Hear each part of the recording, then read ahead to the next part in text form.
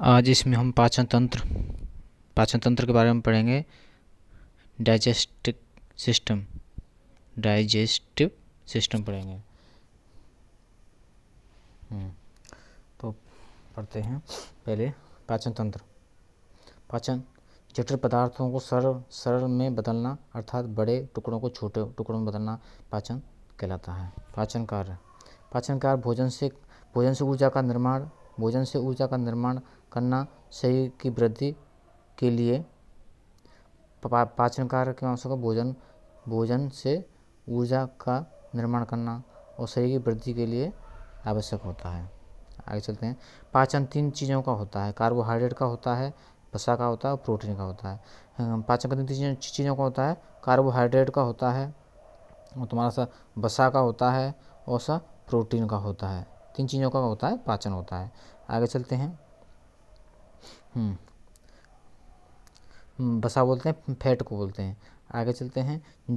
जल विटामिन खनिज ये छोटे होते हैं, इनका पाचन नहीं होता है, इनका अवशोषण होता है। जल का अवशोषण होता है, विटामिन का अवशोषण होता है और खनिज लवणों का भी अवशोषण होता है। आगे चलते हैं। पाचन तंत्र को 2 तरह से प्रयोग करते हैं। आहार नाल 32 फुट लंबी होती है। आहार नाल कितनी होती है? 32 फुट होती है। और पाचक ग्रंथियाँ। पाचन तंत्र में 2 चीज़ें महत्वपूर्ण होती हैं, एक होती है आहार नाल और एक होती है पाचन ग्रंथियाँ होती हैं। जो पाचन तंत्र का पहला पाचन तंत्र कहाँ शुरू होता है? मुख से होता है, मुख गुहा से शुरू होता है। दूसरा ग्रासनली या इसे फूड पाइप बोलते हैं। तीसरा होता है आमाशय, उदर या स्टोमच या पेट बोलते हैं। छोटी आंत होती है, फिर बड़ी आंत होती है, फिर गुदा के रास्ते बाहर निकल जाता है। पाचन ग्रंथियों में लार ग्रंथि मुंह में होती है, जठर ग्रंथि पेट या उदर या उसमें स्टोमच में होती है। तीसरी होती है लीवर प्लस पित्ताशय होता है। चौथी होती है अग्नाशय होती है। पाँचवीं आंत्र ग्रंथि यानी कि आंत में जो ग्रंथियाँ होती हैं वो मानी जाती हैं। चलो आगे चलते हैं। मुँह गुहा सबसे पहला पाचन कहाँ से शुरू होता है? मुँह गुहा से यानी कि मुँह से होता है। 3 जोड़ी लार ग्रंथियाँ होती हैं। कौन कौन सी होती हैं? पैरोटिक ग्रंथि बड़ी होती है, सबसे बड़ी होती है।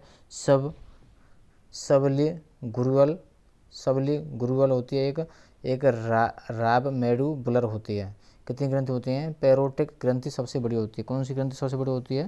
पैरोटिक ग्रंथि सबसे बड़ी होती है। इसमें 3 ग्रंथियाँ होती हैं। पैरोटिक ग्रंथि इंपॉर्टेंट है ज़्यादा। इसमें नोट, एक दिन में मुँह से 1 से 1.5 लीटर लार निकलती है। 1 से कितनी निकलती है? 1.5। 1 से 1.5 लीटर लार हमारे मुँह से निकलती है। लार ग्रंथियों 4 एंजाइम होते हैं। लार ग्रंथियों में कितने एंजाइम होते हैं? 4 एंजाइम होते हैं। वैसे तुम्हारे 6 भी लार ग्रंथियों में 6 एंजाइम माने गए हैं। आगे चलते हैं। जैसे कि लाइजोसोम होता है, जीवाणुनाशक होता है। लाइजोसोम कैसा होता है? जीवाणुनाशक होता है। लाइजोसोम जीवाणुनाशक होता है।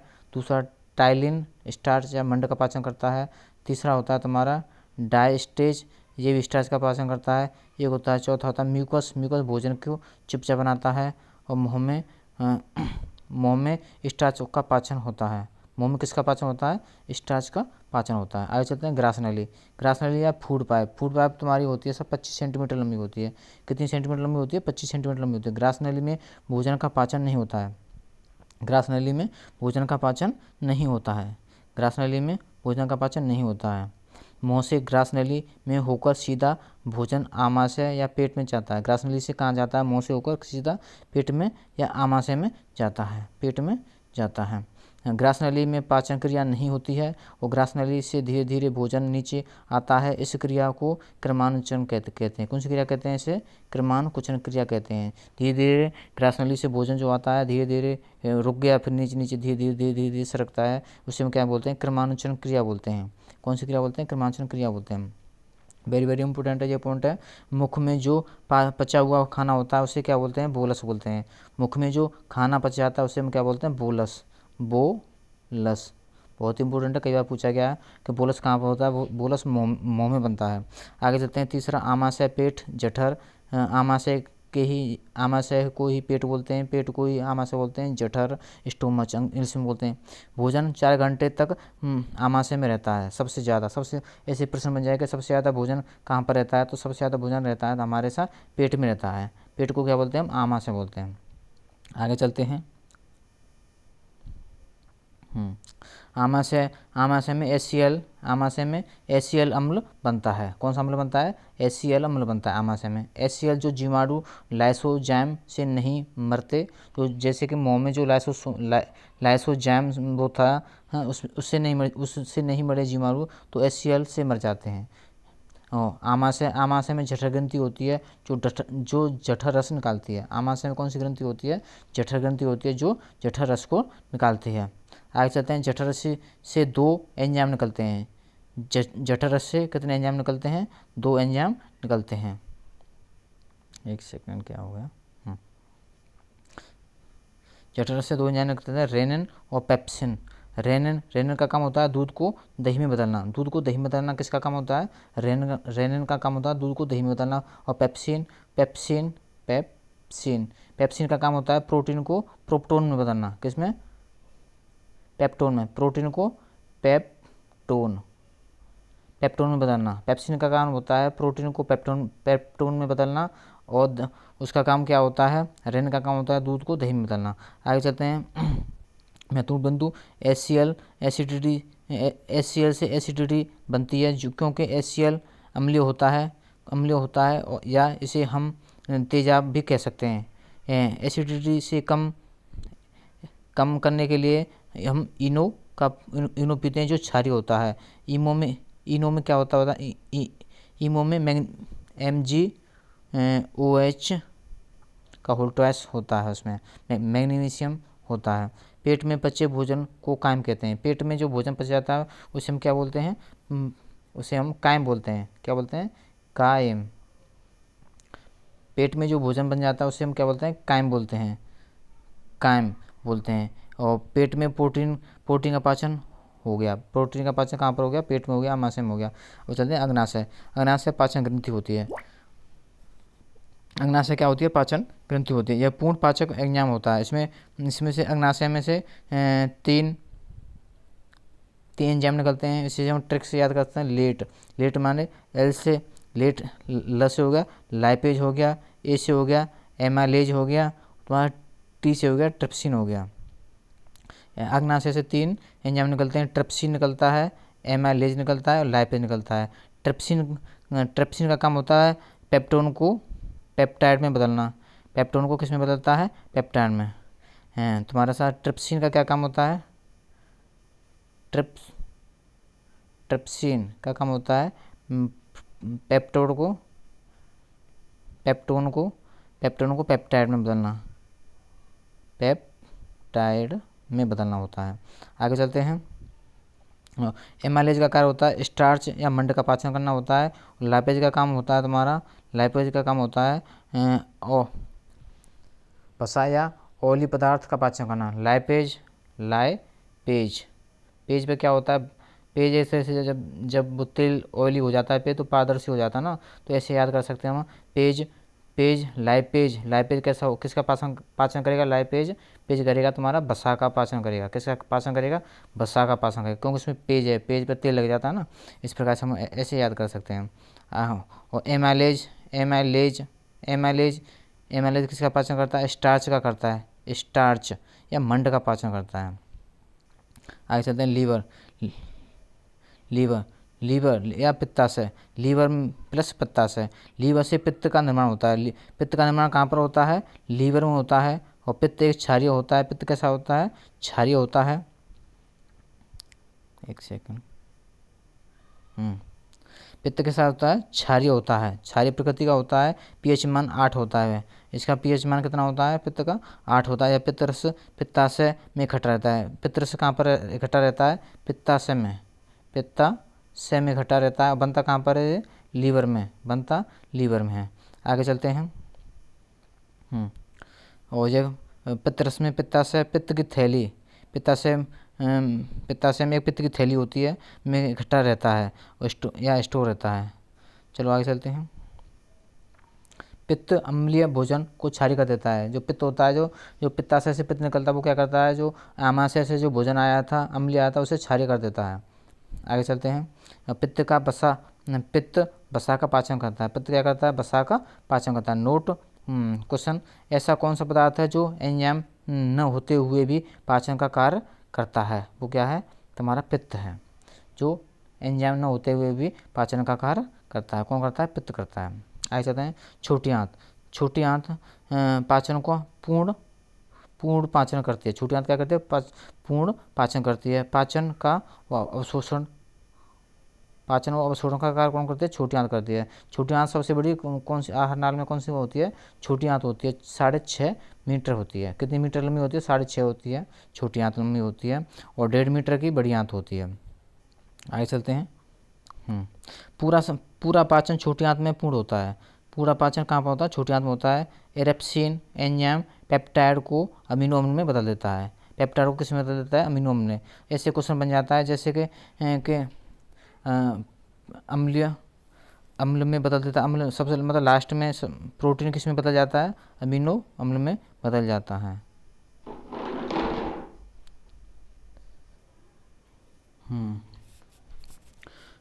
जब रेप्सिन एंजाइम पेप्टाइड को अमीनो अम्ल में बदल देता है। पेप्टाइड प्रोटीन का रूप हो, पेप्टाइड किसका रूप होता है, प्रोटीन का रूप होता है। पेप्टाइड किसका रूप होता है, प्रोटीन का रूप होता है। नोट, जल का अभी भी अवशोषण नहीं हुआ है। भोजन का अवशोषण छोटी आंत में पूर्ण हो जाता है। भोजन का अवशोषण कहाँ पर पूर्ण होता है, छोटी आंत में। एक क्वेश्चन बनता है जैसे कि भोजन का पूर्ण पाचन कहाँ पर होता है, छोटी आंत में होता है। कहाँ पर होता है, छोटी आंत में होता है। और जल का अवशोषण नहीं हुआ है, जल का अवशोषण कहाँ पर होता है, बड़ी आंत में होता है। आगे चलते हैं। छोटी आंत के 3 प्रमुख अंग होते हैं,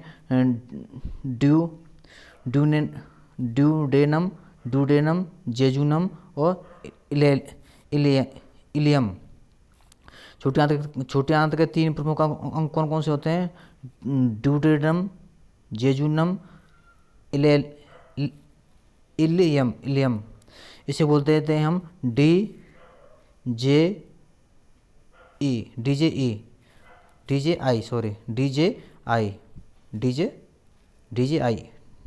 आया चाहे डीजे आई, ऐसे बोल सकते हैं इसे। आगे चलते हैं। छोटी आंत का सार, इसका सार यह है कि यह प्रोटीन, कार्बोहाइड्रेट, स्टार्च, वसा को महीन कणों में बदल देता है। छोटी आंत का क्या कार्य होता है, यह काम होता है कि प्रोटीन, कार्बोहाइड्रेट, स्टार्च, वसा आदि को महीन कणों में बदल देता है। आगे चलते हैं। कार्बोहाइड्रेट को साधारण शक्कर, शुगर में बदल देता है। कार्बोहाइड्रेट को किस में बदल देता है, साधारण शक्कर या शुगर में बदल देता है। प्रोटीन को अमीनो एसिड में बदल देता है। प्रोटीन को किस में बदल देता है, अमीनो एसिड में बदल देता है। वसा को फैटी एसिड या गलेस्ट्रोल में बदल देता है, में बदल देता है। छोटी आंत पदार्थों को महीन कणों में बदलकर रक्त प्रवाह में कोशिकाओं के माध्यम से भेजा जाता है। आगे सुक्रोज, माल्टोज, लैक्टोज। छोटी आंत से निकलने वाले एंजाइम कौन कौन से हैं, सुक्रोज, माल्टोज और लैक्टोज। सुक्रोज को ग्लूकोज एवं ग्लैक्टोज में बदल देता है। सुक्रोज और माल्टेज क्या करता है, माल्टोज को ग्लूकोज में बदल देता है। और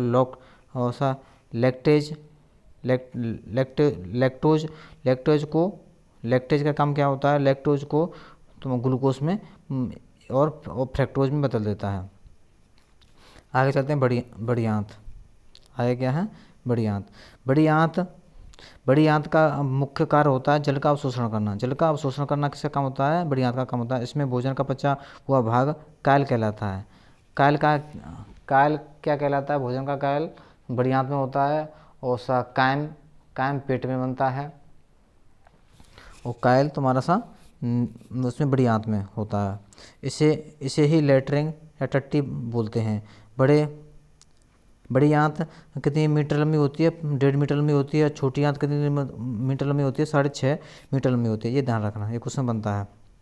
नोट, बड़ी आंत में भोजन का पाचन नहीं होता है। ऐसे क्वेश्चन बन जाता है कि बड़ी आंत में भोजन का पाचन होता है क्या? नहीं होता है, केवल जल का अवशोषण होता है। आगे चलते हैं। बड़ी आंत के भाग, बड़ी आंत के भाग होते हैं रेक्टम, रेक्टम होता है, दूसरा गुहा होता है, तीसरा कोलन होता है। तो रेक्टम, इसमें लेटरिन जमा रहती है। लेटरिन कहाँ पर जमा रहती है? रेक्टम में जमा होती है, रेक्टम में। दूसरा होता है गुहा, गुहा को एनस बोलते हैं। मल या लेटरिन गुहा के द्वार से बाहर निकलता है। आगे होता है कोलन, एक कोलन भाग होता है। आगे चलते हैं। नोट, नोट भोजन के रूप, भोजन का क्या रूप होता है? पहला मुंह में बोलस होता है, और सब गलत हो गया क्या वहाँ पर? और पेट में कायम, हाँ पेट में कायम होता है, और सब बड़ी आंत में कायल होता है।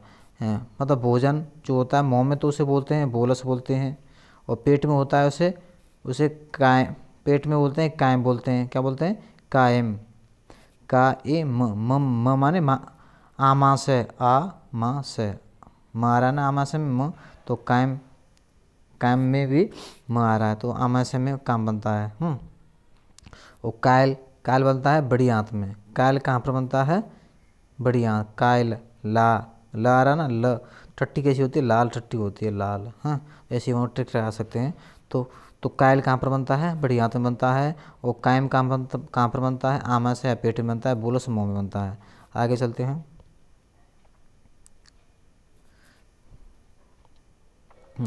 पाचन तंत्र के कुछ महत्वपूर्ण क्वेश्चन का अध्ययन करते हैं। कुछ महत्वपूर्ण क्वेश्चन पाचन तंत्र के हैं। लार में एंजाइम कितना, वो तो कौन सा होता है? टाइलिन होता है।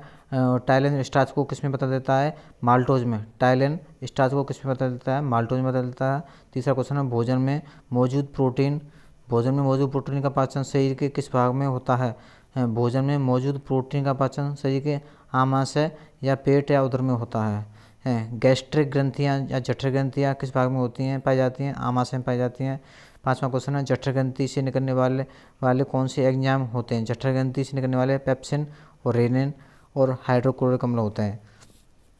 तीन एंजाइम होते हैं जठर ग्रंथि से या आमाशय से। कौन से एंजाइम निकलते हैं? तीन। पेप्सिन निकलता है, उसका रेनिन निकलता है, और उसका हाइड्रोक्लोरिक यानी कि Cl निकलता है। आगे चलते हैं। प्रोटीन को पेप्टोन्स में कौन सा एंजाइम बदलता है? प्रोटीन को पेप्सिन, पेप्सिन होता है जो प्रोटीन को पेप्टोन्स में बदल देता है। आगे चलते हैं। आमाशय से पाचन होने के बाद भोजन सबसे पहले कहाँ पहुँचता है? आमाशय से पाचन होने के बाद भोजन छोटी आंत में पहुँचता है। पित्तरस, पित्तरस का निर्माण कहाँ पर होता है? यकृत में होता है पित्तरस। और यकृत में निर्मित पित्तरस कहाँ स्टोर रहता है? पित्ताशय में स्टोर रहता है। कहाँ पर स्टोर रहता है पित्तरस? पित्ताशय में रहता है। आगे चलते हैं। शरीर में सबसे बड़ी ग्रंथि कौन सी है? शरीर की सबसे बड़ी ग्रंथि होती है यकृत होती है, या लीवर होती, लीवर ही बोलते हैं इसे, यकृत या लीवर होती है। और अंतःस्रावी ग्रंथि पूछ ले तो थायराइड ग्रंथि होती है। आगे चलते हैं। शरीर की सबसे बड़ी ग्रंथि हो गई यकृत ग्रंथि हो गई। और खाने में विषैले पदार्थ और जीवाणुओं को खत्म का काम किसके द्वारा किया जाता है? यानी खाने में जो विषैले पदार्थ होते हैं वो कहाँ पर खत्म हो जाते हैं? लीवर में खत्म हो जाते हैं, या यकृत में खत्म हो जाते हैं। यूरिया का निर्माण कहाँ पर होता है? यूरिया का निर्माण भी यकृत में होता है, यकृत में होता है। आगे चलते हैं।